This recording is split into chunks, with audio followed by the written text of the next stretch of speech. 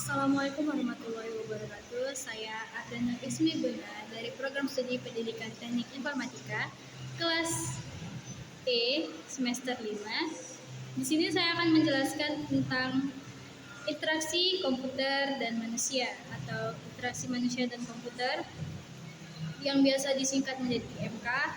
Di IMK ini kita dapat melihat beberapa aspek seperti yang pertama ada psikologi pengguna, di mana psikologi pengguna berfokus pada bagian manusia, bagaimana manusia berpikir, berperilaku, dan merespon dalam penggunaan teknologi.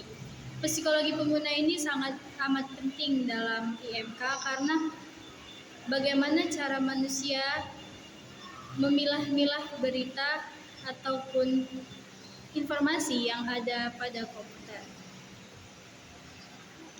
Nah, yang kedua ada desain antarmuka. Desain antarmuka atau user interface design dalam IMK yaitu merupakan proses menciptakan tampilan visual interaksi antara pengguna dan sistem komputer agar lebih intuitif, efisien, dan menyenangkan. Selanjutnya ada user interface yang dimana antarmuka yang menghubungkan pengguna dengan sistem komputer.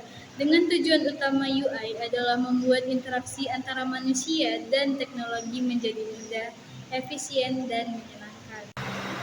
Berikutnya ada evaluasi dan usability testing. Evaluasi yaitu proses menilai kualitas interaksi pengguna dengan sistem untuk memastikan bahwa desain memenuhi kebutuhan pengguna.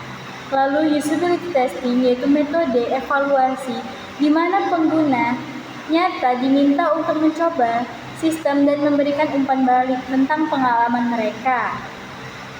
Usability testing ini sangatlah penting dalam peran IMK karena hasil dari penggunaan ataupun pemanfaatan yang ada pada aplikasi itu sangatlah berpengaruh kepada pengguna.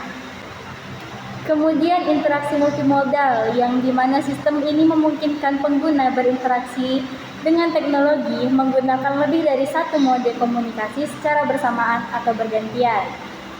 Model dan teori interaksi.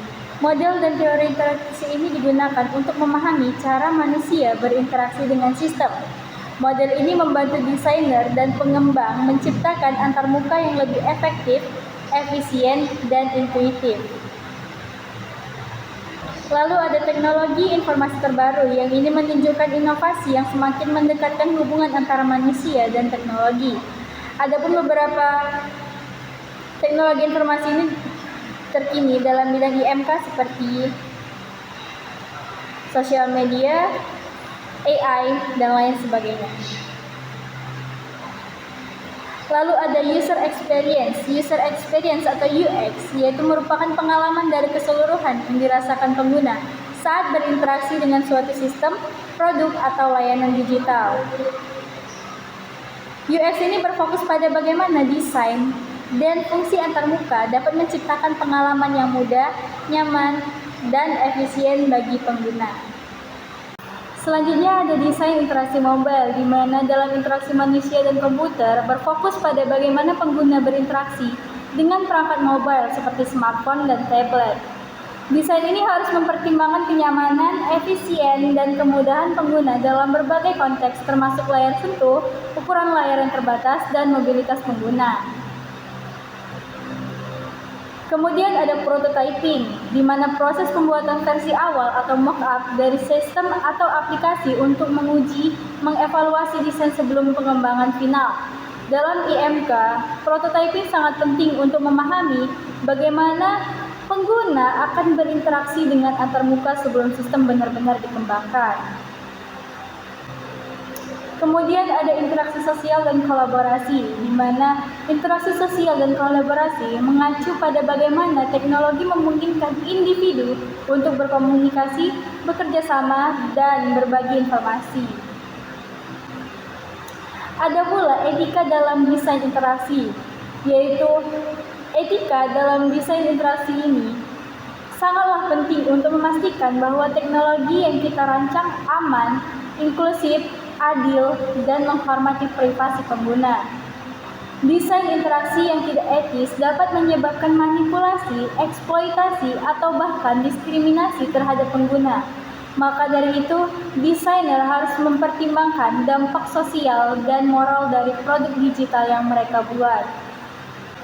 Selain daripada itu, ada pula tantangan masa depan, yaitu berbagai tantangan baru yang perlu diatasi untuk menciptakan pengalaman pengguna yang lebih baik, aman, dan inklusif, yaitu mencakup beberapa aspek seperti teknis, etika, serta psikologi pengguna. Baik, begitu saja materi yang bisa saya sampaikan. Lebih dan kurang saya mohon maaf, ataupun dalam penjelasan saya yang kurang dapat dipahami, saya mohon maaf, dan kepada Allah saya mohon ampun. Wabillahi taufiq wal hidayah. Wassalamualaikum warahmatullahi wabarakatuh.